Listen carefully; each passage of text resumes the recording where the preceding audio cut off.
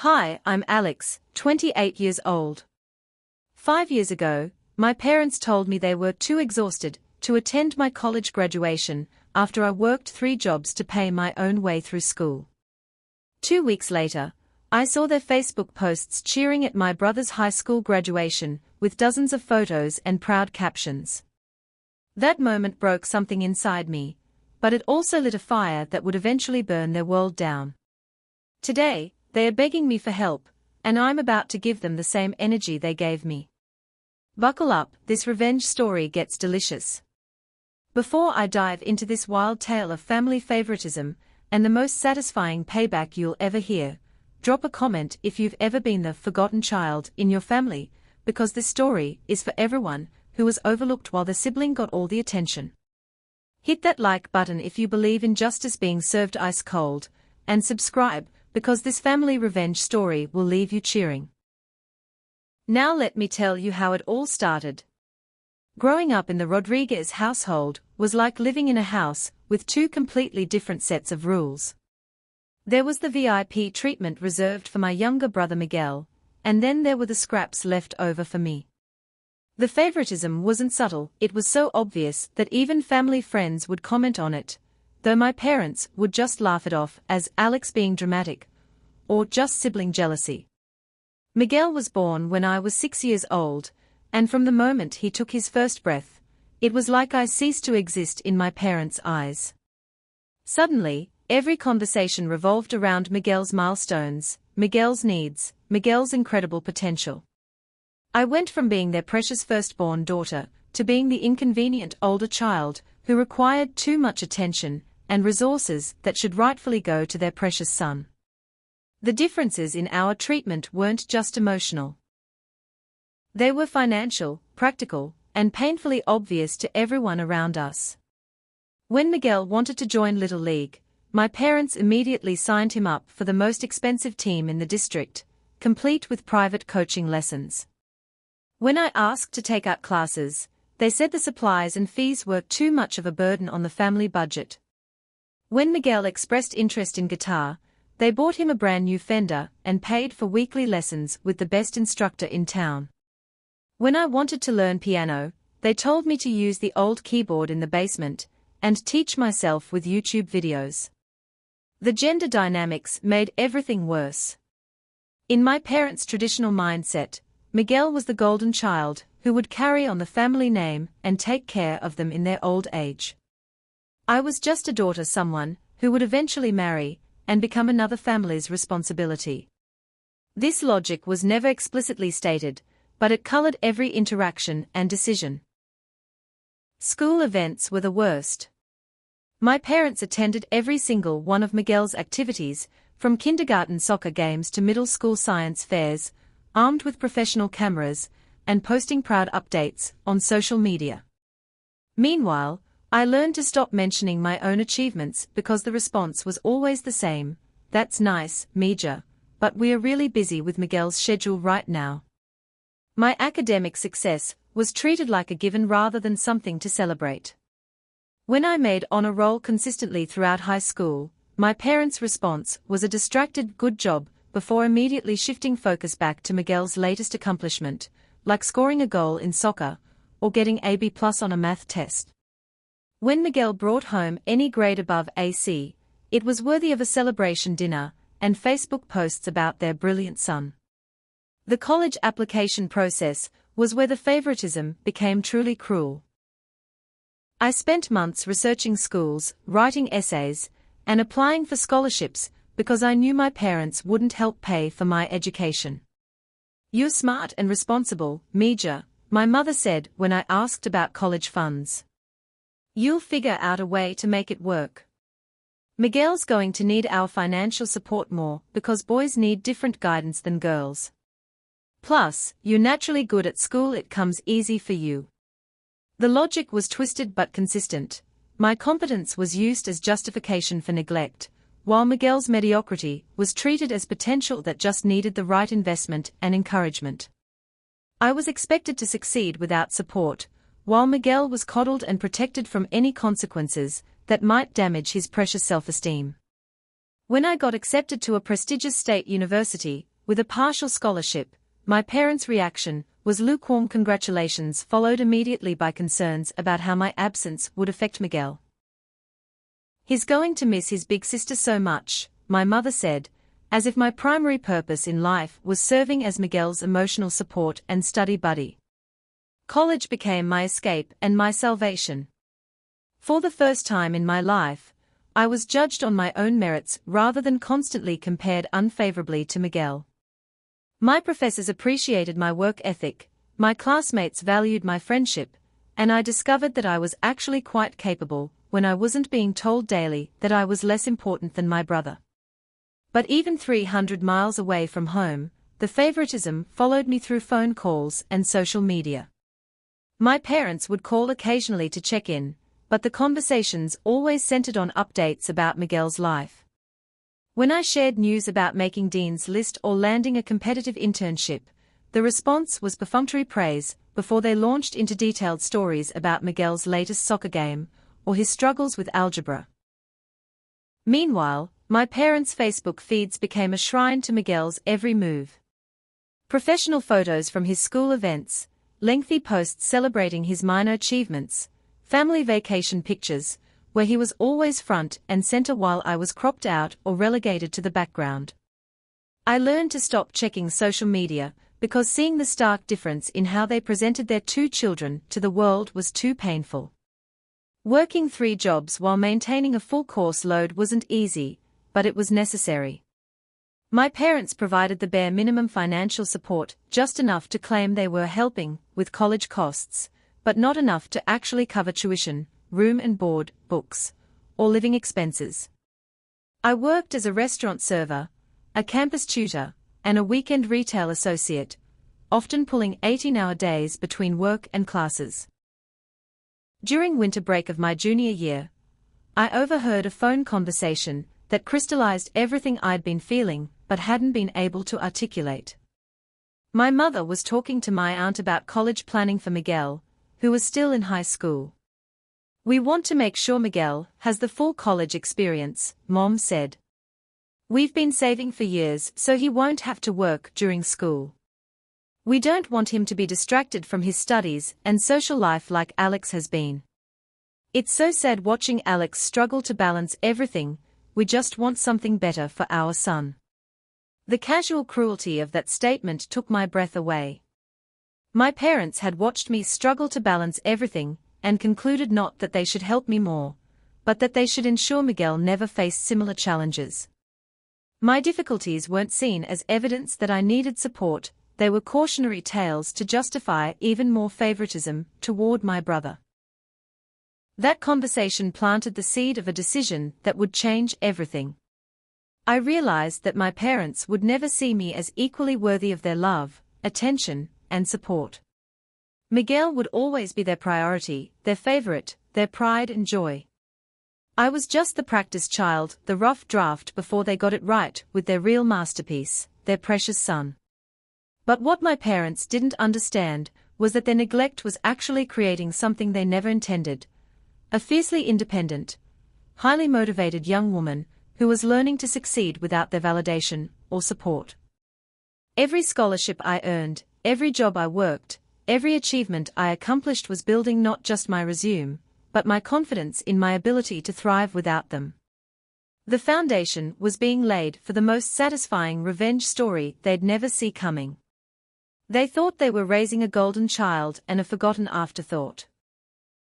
What they were actually creating was a future success story and a cautionary tale about the consequences of parental favoritism based on outdated gender expectations. My college graduation was approaching, and I was about to discover just how deep their indifference toward me ran. The phone call that would break my heart and ignite my determination for revenge was still months away, but the stage was already set for a family reckoning that would reshape our dynamics forever. What my parents failed to realize was that treating me like I was less important than Miguel wasn't just hurtful, it was strategically stupid. They were alienating the child who actually had the drive, intelligence, and work ethic to become someone who could help them in their old age. Instead, they were pouring all their resources into the child who would eventually disappoint them in ways they never anticipated. The irony would become deliciously clear soon enough, but first, I had a graduation to attend alone while they celebrated my brother's minor achievements with the enthusiasm they'd never shown for my major ones. Senior year of college was a whirlwind of job interviews, thesis writing, and final projects. Despite working multiple jobs throughout my education, I was graduating summa cum laude with a degree in computer science and already had 3 job offers from major tech companies. It should have been the proudest moment of my life, and it was until I tried to share that pride with my family. The first red flag came when I called to tell my parents about my job offers. Instead of excitement or congratulations, my mother's first response was concern about how my potential relocation might affect Miguel. "But if you move to California, you'll miss Miguel's senior year of high school," Mom said, as if my career decisions should revolve around my brother's social calendar. "He's been counting on you being there for all his important games and events." The presumption that my life should center around Miguel's convenience was staggering, but not entirely surprising. What shocked me was my father's follow-up comment: "Maybe you should consider taking the local job offer instead. The pay might be lower, but family is more important than money. Miguel needs his big sister around." I almost laughed at the irony. These were the same parents who had refused to help fund my education, forcing me to work myself to exhaustion while accumulating student debt. Now they wanted me to sacrifice career opportunities for family loyalty they'd never shown me. But I pushed aside my frustration and focused on the important conversation I needed to have: graduation day logistics. "So, about my graduation ceremony," I said, trying to keep my voice light and casual.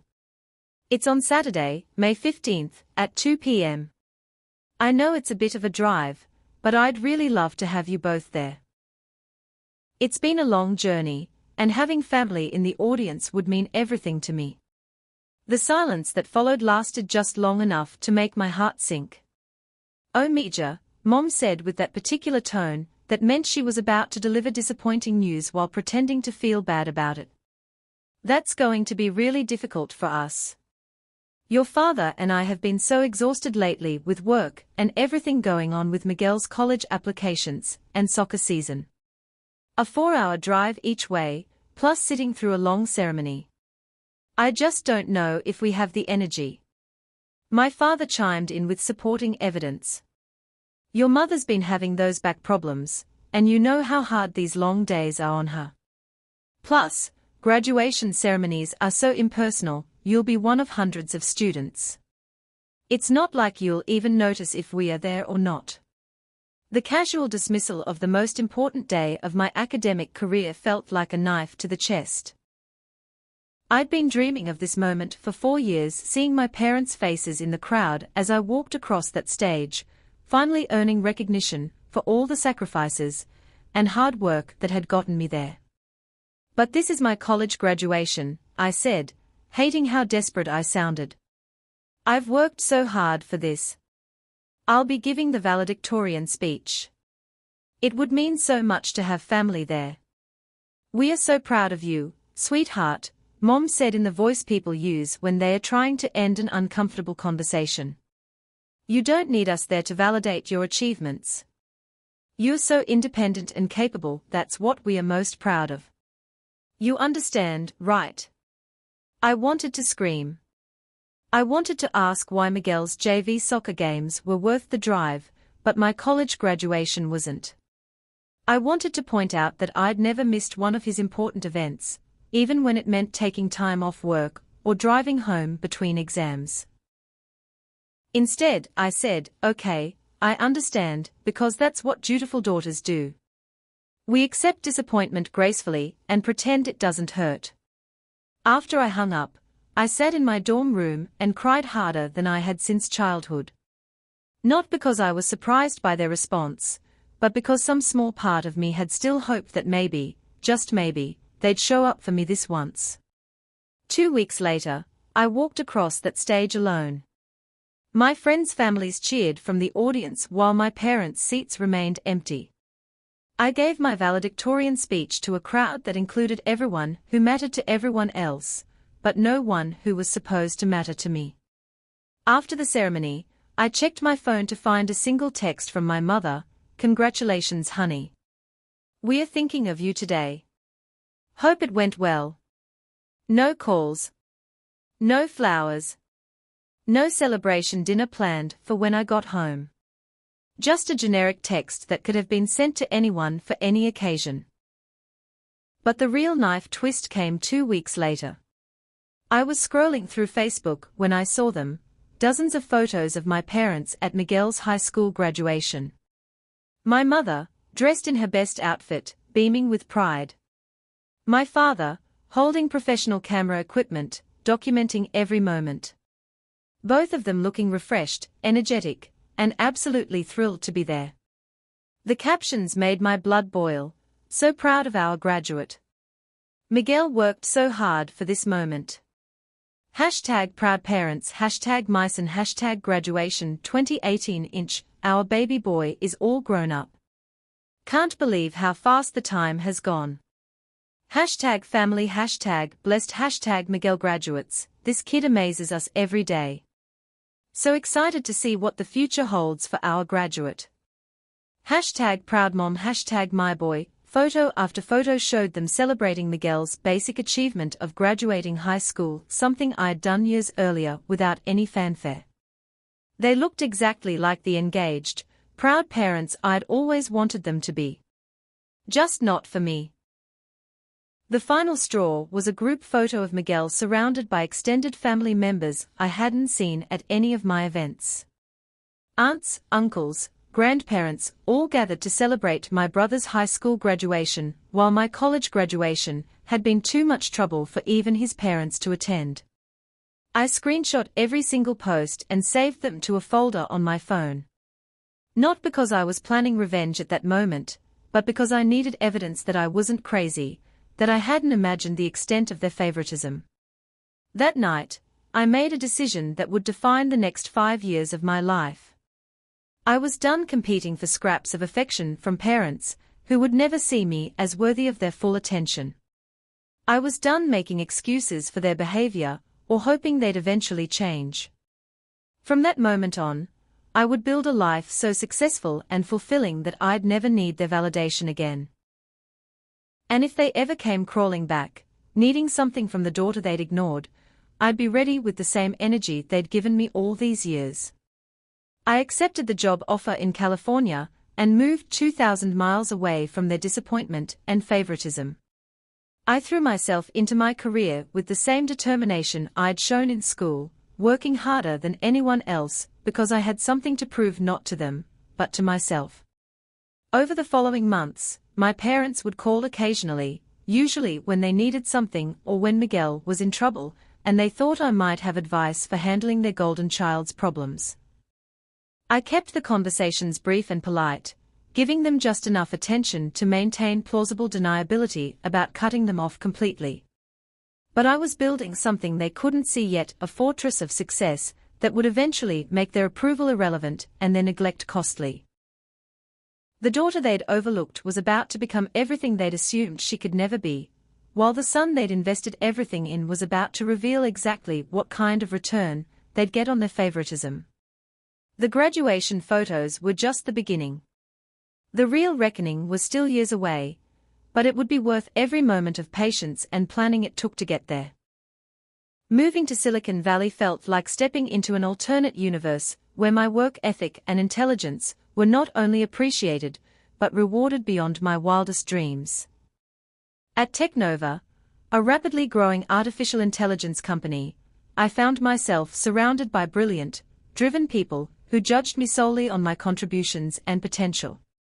My first year was a blur of 14-hour days, weekend projects, and learning curves that would have broken someone with less determination. But after years of working multiple jobs while maintaining perfect grades, the demands of a single career felt almost manageable. More importantly, for the first time in my life, hard work translated directly into recognition and advancement. Within 8 months, I'd been promoted from junior developer to senior developer. Within 18 months, I was leading a team of 5 engineers working on machine learning algorithms that would revolutionize how companies process customer data. By my second anniversary at Technova, I was the youngest department head in company history. During those early years of career building, contact with my family dwindled to obligatory holiday calls and occasional texts. My parents would ask generic questions about my job, but their interest was superficial at best. They had no understanding of what I actually did for a living, and frankly, they didn't seem to care enough to learn. Meanwhile, every conversation included detailed updates about Miguel's college experience. He was studying business at a state school my parents were paying for entirely, living in a luxury apartment they'd rented for him, driving a car they'd bought him, and apparently struggling with both academics and responsibility. Miguel's having a hard time adjusting to college life, my mother would say during our quarterly check-ins. His grades aren't great, and he's been going out too much. Maybe you could talk to him. Give him some advice about time management and studying. The irony was lost on them completely. They wanted me to mentor the golden child they'd invested everything in, using the skills and discipline they'd forced me to develop through years of neglect. I'd give Miguel perfunctory advice during brief phone calls, knowing he'd ignore everything I said, because why would he listen to the sister our parents had always treated as less important? As my career skyrocketed, I made a conscious decision to keep my success private from my family. When they asked how work was going, I'd give vague responses about doing well and staying busy. I didn't mention the stock options that were making me wealthy, the industry recognition I was receiving, or the headhunters calling with increasingly impressive offers from major tech companies.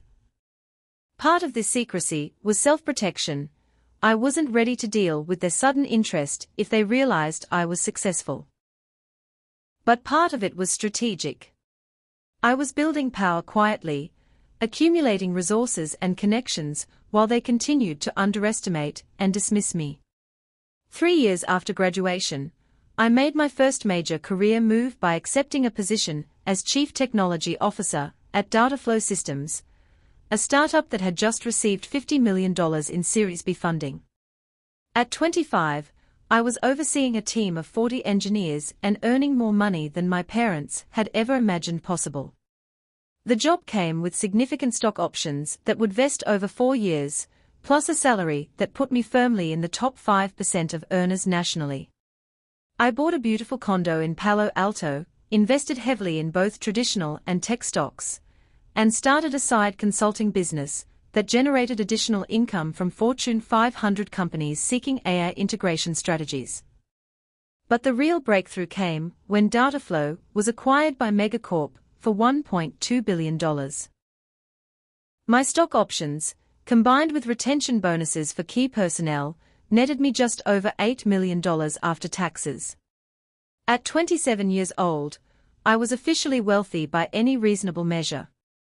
That's when I decided it was time to make my first strategic move in the long game I'd been playing against my parents' favoritism. I hired a private investigator to compile detailed reports on my family's financial situation. What I discovered was illuminating and somewhat predictable. My parents were struggling. My father's small accounting firm was losing clients to larger companies with better technology. My mother's part-time administrative job provided minimal income. Their house, mortgaged to fund Miguel's college expenses and lifestyle, was underwater due to declining property values in their area. Miguel, meanwhile, was a disaster. He'd changed majors 3 times, was on academic probation, and had racked up significant credit card debt, partying and trying to maintain a social image he couldn't afford. My parents had been bailing him out financially for 2 years, draining their retirement savings and home equity to cover his mistakes. The private investigator's report painted a picture of a family in slow-motion financial collapse, held together only by my parents' desperate hope that Miguel would eventually graduate and become successful enough to justify their investment in him. I also learned some interesting details about their social life.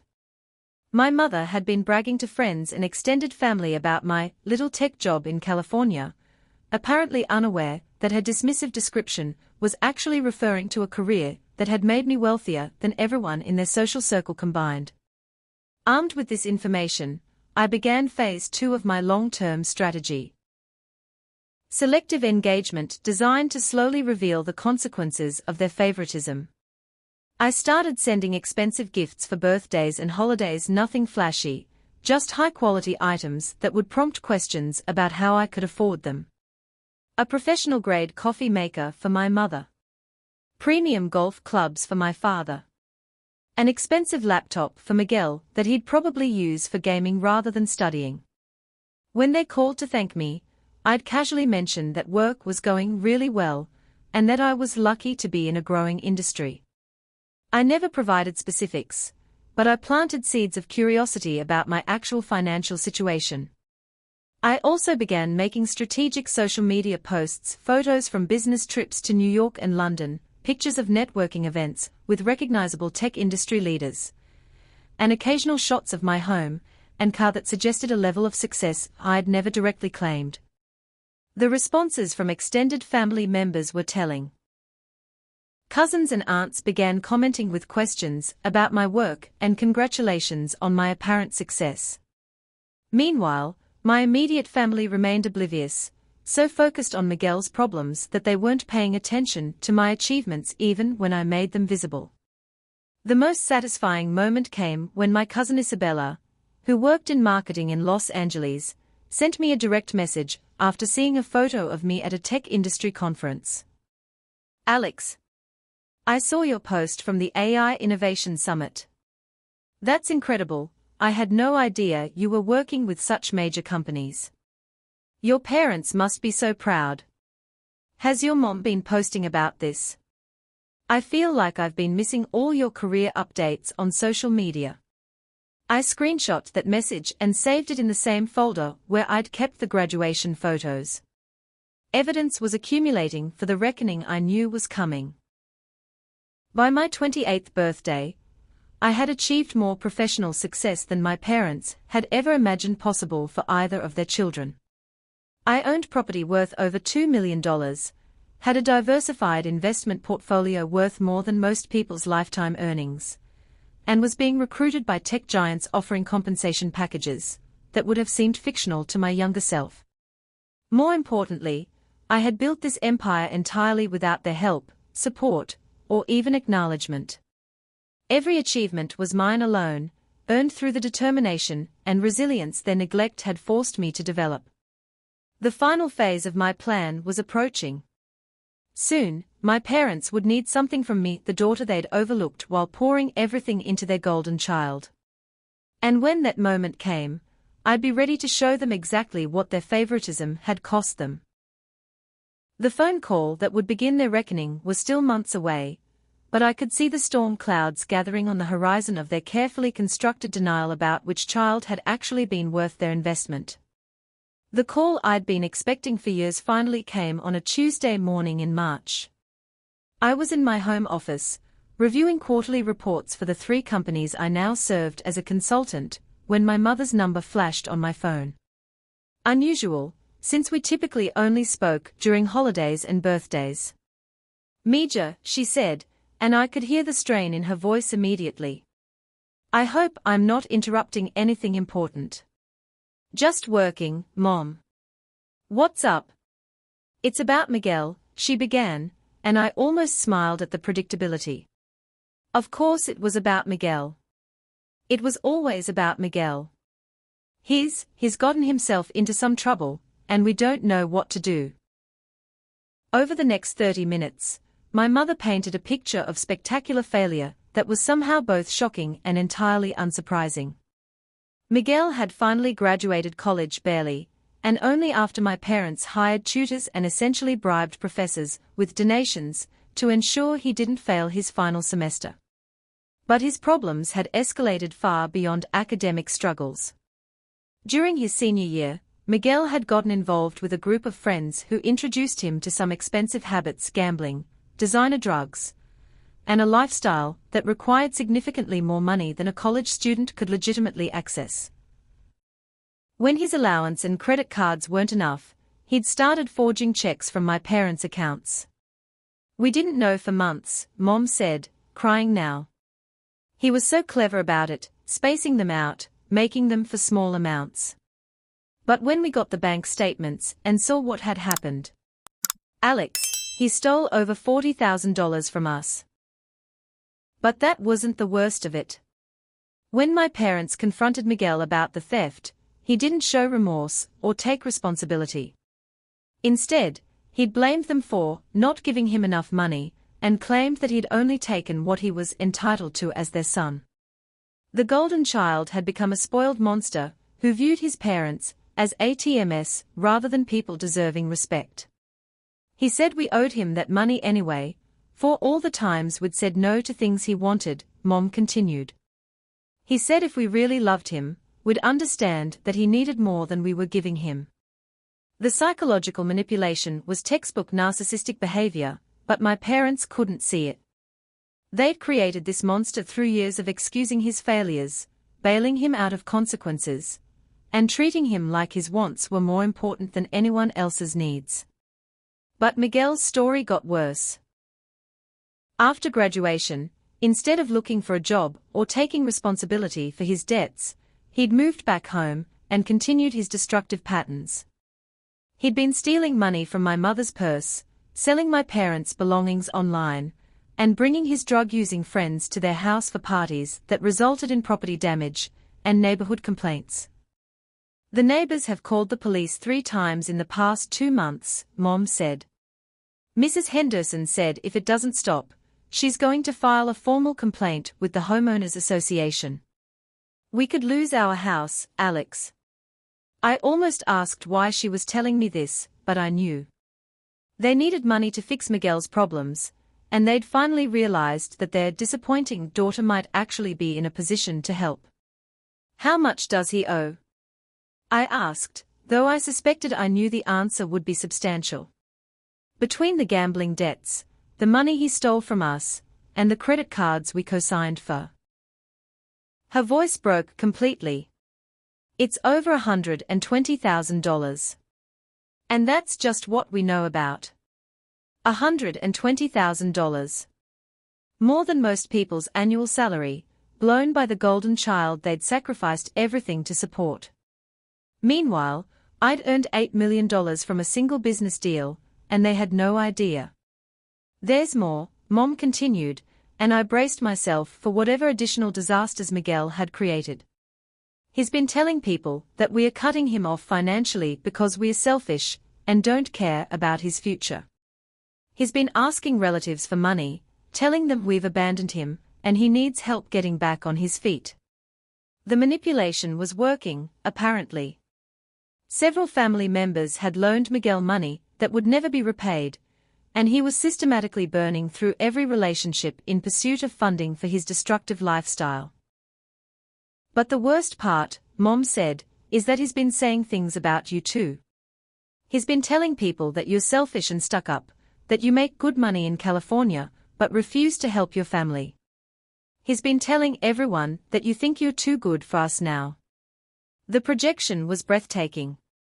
Miguel was accusing me of the selfishness and abandonment he was demonstrating, while my parents listened to his lies about the daughter who'd never asked them for anything. Mom, I said carefully, what exactly are you asking me to do? We need help, Mija, she said simply. We've used up all our savings, we've borrowed against the house, and we don't know where else to turn. Miguel says he'll get clean and find a job if we can just help him pay off these debts, but we don't have that kind of money. They wanted me to bail out their golden child. After years of treating me like an afterthought, they were asking me to solve the problems created by their favoritism. How much are you asking for? I said, though I was more curious about their audacity than their actual needs. If you could help with even $20,000 or $30,000, it would make such a difference. I know that's a lot of money, but maybe you could get a loan or something. We'd pay you back as soon as we get back on our feet financially. $20,000 or $30,000. They thought that was a lot of money to ask for, completely unaware that I spent more than that on a single business trip. They had no idea they were asking for help from someone who could write them a check for the full amount without affecting my lifestyle in any measurable way. But more revealing was their assumption that I'd need to take out a loan to help them. After years of dismissing my career as a little tech job, they still had no concept of my actual success or financial position. "I'll think about it," I said, which was technically true. I was thinking about it. Just not in the way she hoped. "Thank you, Mija," Mom said with relief. "I knew you'd understand. Family has to stick together, right? And Miguel really has learned his lesson this time. He knows he made mistakes, but he's ready to turn his life around." After hanging up, I sat in my home office looking out at the San Francisco Bay, processing what I'd just learned. The golden child had revealed his true colors spectacularly, and my parents were finally experiencing the consequences of their favoritism. But what struck me most was their continued blindness to the situation they'd created. They were asking for help from the daughter they'd neglected to solve problems created by the son they'd spoiled, and they still couldn't see the irony. I spent the rest of that day doing research. I hired another private investigator to verify Miguel's debts and document his behavior patterns. I wanted complete information before deciding how to respond to my family's crisis. The investigator's report, delivered a week later, confirmed everything my mother had told me and revealed several additional problems she either didn't know about or hadn't mentioned. Miguel had been arrested twice for drug possession, had outstanding warrants for unpaid traffic tickets, and was being investigated by the university for academic fraud related to papers he'd purchased online. Most interesting was the financial analysis. My parents had indeed depleted their savings and home equity trying to support Miguel. They were approximately 6 months away from defaulting on their mortgage if their situation didn't improve dramatically. Meanwhile, Miguel was unemployable due to his criminal record and drug habits, and showing no signs of genuine remorse or behavior change. The debts my mother had mentioned were real, but they were also just the tip of the iceberg in terms of the financial and legal consequences Miguel was facing. I had all the information I needed to make my decision about how to respond to their request for help. The question wasn't whether I could afford to bail out their golden child, the question was whether doing so would serve the larger goal of teaching my parents about the consequences of favoritism. The answer to that question would determine not just how I responded to their immediate crisis, but how I chose to reveal the truth about what their disappointing daughter had actually accomplished while they were focused on their failing son. The time for subtle hints and strategic gifts was over. Phase 3 of my long-term plan was about to begin, and it would change our family dynamics forever. I let them sweat for exactly 2 weeks before returning my mother's call. During that time, I received 3 additional calls I didn't answer, 2 voicemails, and a series of increasingly desperate text messages. The desperation in their outreach was telling. After years of treating me like an afterthought, they suddenly needed immediate responses and urgent attention. When I finally called back, I made sure to use my landline in my home office, with the call scheduled during my lunch break for maximum psychological impact. I wanted this conversation to feel formal and businesslike, not familial. "Mom," I said when she answered on the first ring, "I've been thinking about our conversation about Miguel's situation." "Oh, Mija, thank goodness," she said with obvious relief. "We've been so worried. The situation is getting worse every day. Miguel's creditors have been calling, and one of the gambling debts involves some very scary people. We are terrified about what might happen if we can't pay them back soon." Interesting how my brother's poor choices had suddenly become our problem, requiring we to pay them back. But I let it slide for now. "I want to help," I said, which was true, just not in the way she expected. "But before I can make any decisions about lending money to family, I need to understand the complete financial picture. Can you and Dad come out to California so we can sit down and go through everything together? The silence that followed was deafening. Come to California? Mom repeated, as if I'd suggested they swim to Mars. That's a very expensive trip, honey. Between flights and hotels and time off work, I don't know if we can afford that right now. Don't worry about the expense, I said smoothly. I'll fly you out first class and put you up in a nice hotel. Consider it an early birthday gift. It's important that we handle this face-to-face if we are talking about this kind of money. First-class flights and luxury hotels for a family meeting about money troubles wasn't the kind of gesture someone with a little tech job typically made, but the significance was lost on my parents in their desperation. That's very generous, sweetheart, Dad said, having apparently joined the call on speakerphone. But maybe we could just handle this over the phone. We could email you all the financial documents. I almost smiled at their reluctance to make the trip. After refusing to drive 4 hours for my graduation, they were now trying to avoid a free vacation to California when they needed my help. I understand it's inconvenient, I said, but I never make financial decisions this significant without complete information. If you want my help with Miguel's situation, you'll need to come out here so we can review everything properly. 3 days later, my parents were on a plane to San Francisco. I picked them up at the airport in my BMW M8 convertible, a detail that finally seemed to register with my father. This is a nice car, Mija, he said as we loaded their luggage. Business must be going really well. It is, I said simply, offering no additional explanation.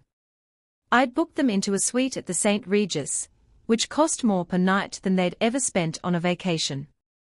Their reaction when we pulled up to the hotel was priceless, a mixture of confusion and dawning awareness that their daughter's little tech job might be more significant than they'd realized.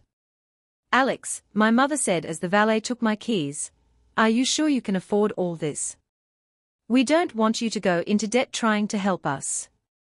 Don't worry about it, Mom, I replied. Let's get you checked in and settled. We'll have dinner tonight, and tomorrow we can discuss Miguel's situation properly. Dinner was at Atelier Cren, a 3-Michelin-starred restaurant where I was a regular customer. I'd specifically chosen it to continue the slow reveal of my actual lifestyle. When the sommelier recommended a wine pairing that cost more than my parents' monthly car payment, and I accepted without checking the price, I could see them beginning to understand that something didn't add up. Sweetheart, my father said over the 4th course, I have to ask, what exactly do you do at your company?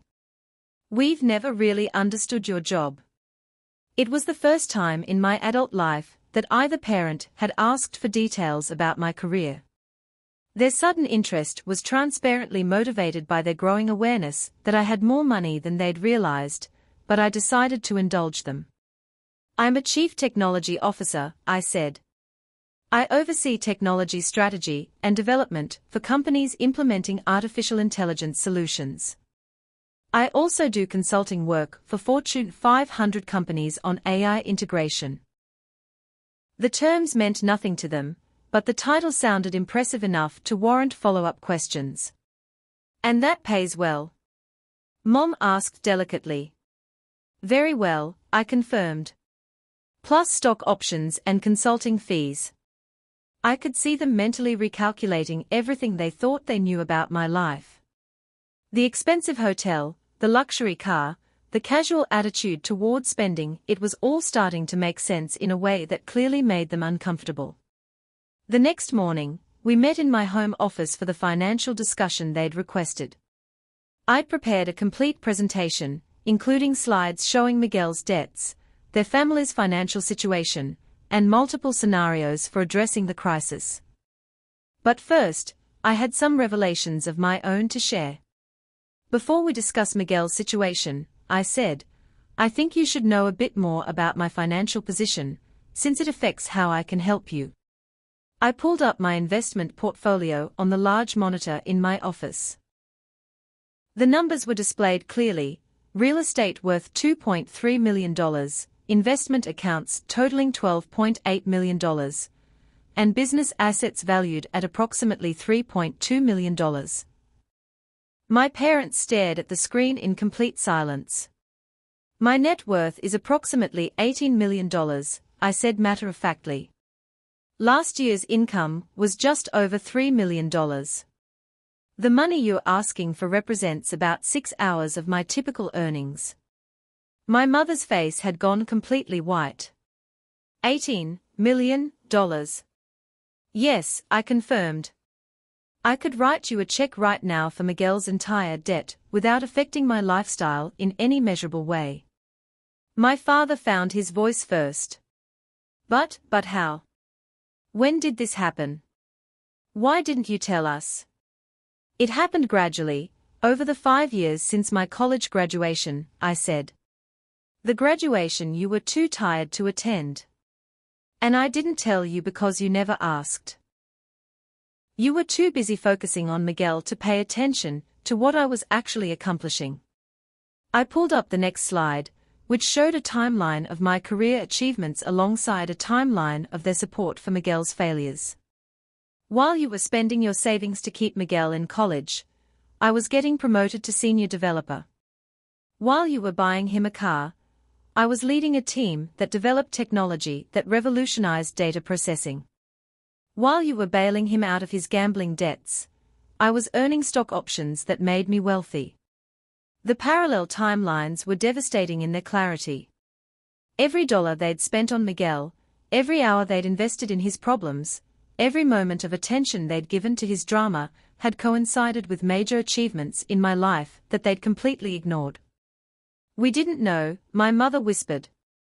You didn't know because you didn't care enough to ask, I replied. For 5 years, you've given me generic responses about my little tech job, while asking for detailed advice about how to handle Miguel's latest crisis. You've dismissed my career while expecting me to solve the problems created by your favoritism. I pulled up the final slide, screenshots of their Facebook posts from Miguel's high school graduation, contrasted with the complete absence of any posts about my college graduation or subsequent achievements. You had energy to drive across town and spend all day celebrating Miguel's high school graduation, but you were too tired to drive 4 hours for my college graduation, where I was the valedictorian, I said. You had energy to post dozens of photos bragging about your son's basic achievement, but you've never posted a single thing about your daughter's extraordinary success. The silence in the room was deafening. My parents sat there processing the magnitude of their miscalculation. Not just about my financial situation, but about which child had actually been worth their investment. Alex, my father said finally, we had no idea. We are so sorry. We never meant to make you feel unimportant. But you did make me feel unimportant, I said. And more than that, you treated me as unimportant while pouring all your resources into Miguel. Now that golden child has stolen from you, destroyed your financial security, and is actively damaging your reputation with lies about both of us. I stood up and walked to the window overlooking San Francisco Bay. So here's what's going to happen, I said, finally ready to reveal the full scope of my revenge. I'm going to help you with Miguel's debts, but not in the way you expected. You're going to help us, my mother asked, hope flooding her voice for the first time in our entire conversation. Yes, I said, turning back to face them. But my help comes with conditions that will fundamentally change how our family operates going forward. I returned to my desk and pulled up a document I'd spent considerable time preparing. First, let me explain what I've learned about Miguel's actual situation, I said, projecting the private investigator's findings onto the large screen. The debts you're aware of total $127,000. But there are additional debts you don't know about. $43,000 in credit card fraud using your identities, $28,000 in loans he took out claiming to represent your business, and approximately $35,000 in gambling debts to people who are not particularly patient about repayment. My parents looked physically ill as the scope of Miguel's deception became clear. The total amount Miguel owes is approximately $233,000, I continued. He's also facing potential criminal charges for identity theft, fraud, and drug possession. Without intervention, he'll likely be arrested within the next 60 days. Oh my God, my mother whispered. We had no idea it was this bad. Of course you didn't, I said. Because Miguel has been lying to you the same way he's been lying to everyone else. He's a 23-year-old man who's never faced real consequences for his actions because you've always bailed him out. I pulled up the next slide, which outlined my solution. Here's what I'm prepared to do, I announced. I will pay off every single one of Miguel's debts. All $233,000 of them. I will hire the best criminal defense attorney in the state to handle his legal problems. I will pay for him to attend a residential addiction treatment program at one of the most exclusive facilities in the country. My parents looked stunned by the generosity of the offer. But, I continued, my help comes with non-negotiable conditions. The first condition was financial restructuring. I would pay off their mortgage entirely and establish trust funds to ensure they could retire comfortably. However, they would have no access to Miguel unless he successfully completed treatment and maintained sobriety for a full year. "You cutting us off from our son?" my father asked, though he didn't sound as outraged as he might have a few days earlier. "I'm protecting you from his manipulation," I corrected. For the first time in his adult life, Miguel will face the full consequences of his choices without being able to run home for bailouts. He'll either get clean and become a functional adult, or he'll continue destroying himself without taking you down with him. The second condition was public acknowledgement. They would make a formal Facebook post announcing my professional achievements and apologizing for years of overlooking my success while focusing on Miguel's failures. "You want us to publicly admit that we favored Miguel?" my mother asked. "I want you to publicly tell the truth," I replied. "For 5 years, you've allowed Miguel to spread lies about me being selfish and unsupportive while you've ignored my actual achievements. You'll correct that record by acknowledging what I've accomplished and what I'm doing to save your family from the consequences of your favoritism." The third condition was the most important: equal treatment going forward. All future family communications, visits, celebrations, and social media posts would treat both children equally, or I would withdraw my financial support entirely. "And if Miguel doesn't successfully complete treatment," my father asked, "then you'll learn whether your golden child is actually worth the investment you made in him," I said. "But either way, you'll never again be able to claim you don't understand the difference between your children's characters." I gave them 24 hours to consider my offer. That evening, I took them to dinner at a more casual restaurant where we could have a real conversation about our family's dynamics. "Alex," my mother said over dessert, "I need to ask you something honestly. Do you hate us?" The question caught me off guard, though I realized I should have expected it. "I don't hate you," I said after considering my answer carefully. "But I don't trust you, and I don't respect you. You spent my entire childhood and young adulthood making it clear that I was less important than Miguel. You missed the most significant moments of my life while celebrating his minor achievements. You expected me to solve problems you created by spoiling him beyond reason. We never meant to make you feel less important," my father said. "But you did," I replied. "And the fact that you never meant to do it makes it worse, not better. It means you were so focused on Miguel that you couldn't see what you were doing to me even when it was obvious to everyone else." My mother started crying, which might have moved me 5 years earlier. Now it just felt like another manipulation tactic from a family that had perfected the art of making their failures everyone else's responsibility. "What we want to know," I continued, "is whether you're capable of learning from this experience. Because this is your last chance to have both children in your lives. If you choose to continue prioritizing Miguel over everything else, you'll lose me permanently. And based on his track record, you'll eventually lose him too, when he finds someone else to exploit. The next morning, they accepted my conditions without modification.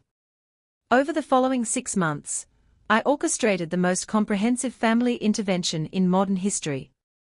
Miguel was enrolled in a residential treatment program that cost more than most people's annual salaries. My parents attended family therapy sessions that forced them to confront their enabling behaviors and favoritism patterns. I hired a financial advisor to manage their affairs and ensure they couldn't make impulsive decisions about money. The Facebook post was particularly satisfying. My mother's public acknowledgement of my success generated hundreds of comments from extended family members and family friends who had apparently always wondered why my achievements were never celebrated. "We owe our daughter Alex a long overdue apology and recognition," the post read. While we were focused on our son's struggles, we failed to properly celebrate Alex's extraordinary achievements. She graduated summa cum laude from college, has built an incredibly successful career in technology, and has shown us what true character looks like by helping our family during our most difficult time. We are proud of both our children, but we are especially proud of Alex for becoming such an amazing woman despite our failures as parents. The response was overwhelming. Cousins, aunts, uncles, and family friends reached out with congratulations and questions about my career that revealed how completely my parents had hidden my success from their social circle. But the most satisfying moment came 3 months later, when Miguel successfully completed the first phase of his treatment program and called me directly for the first time in years. "Alex," he said, and I could hear genuine emotion in his voice, "I owe you an apology. Actually, I owe you about 1,000 apologies. I've been a selfish, entitled asshole my entire life, and you've been everything I should have been." It was the first time my brother had ever acknowledged our different characters without prompting from parents or therapists. "I'm glad you're getting the help you need," I said, which was true. "The therapists here have helped me understand how fucked up our family dynamic was," Miguel continued. "I was the golden child who couldn't do anything wrong, and you were the scapegoat who couldn't do anything right. Except it turns out you were doing everything right, and I was the family fuck-up the whole time." The conversation lasted 2 hours and covered 23 years of resentment, favoritism, and misunderstandings. It wasn't a complete reconciliation that would take years of consistent behavior change from everyone involved, but it was a start. 6 months later, Miguel graduated from the program and enrolled in community college to study addiction counseling. He was working part-time at a coffee shop, living in a sober living house, and taking responsibility for his actions for the first time in his adult life. More importantly, my parents had learned to treat their children equally.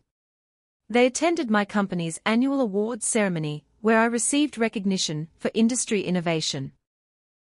They posted about my achievements on social media with the same enthusiasm they'd once reserved for Miguel. They asked thoughtful questions about my work and life instead of immediately redirecting conversations toward their golden child's problems. The revenge was complete, but it wasn't the bitter satisfaction I'd expected. Instead, it was something better, a family that finally functioned properly, with both children valued for their actual contributions rather than arbitrary favoritism. 2 years after that life-changing weekend in California, I was sitting in the front row of Miguel's community college graduation ceremony, watching my brother walk across the stage to receive his associate degree in addiction counseling. The irony wasn't lost on me. I was enthusiastically celebrating his 2-year degree after my parents had been too tired to attend my 4-year university graduation, where I'd been valedictorian. But this time felt different.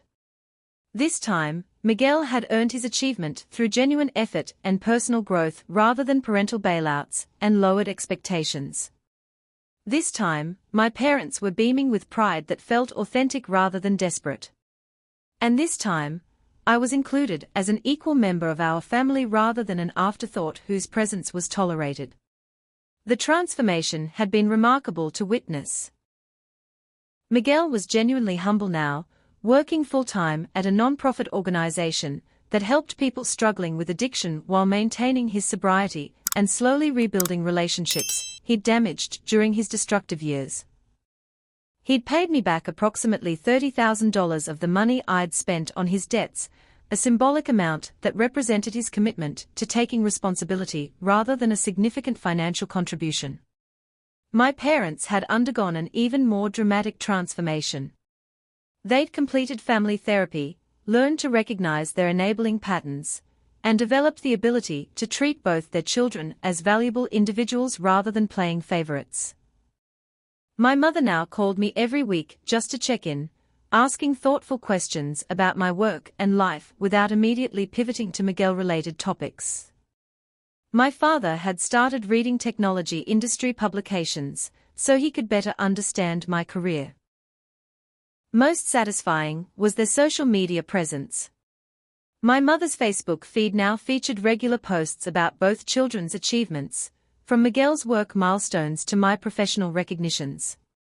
The extended family had noticed the shift and commented frequently about how proud they were of both the Rodriguez children, rather than focusing exclusively on one or the other. But the real victory wasn't in my parents' changed behavior, it was in the success I'd built completely independently of their approval or support.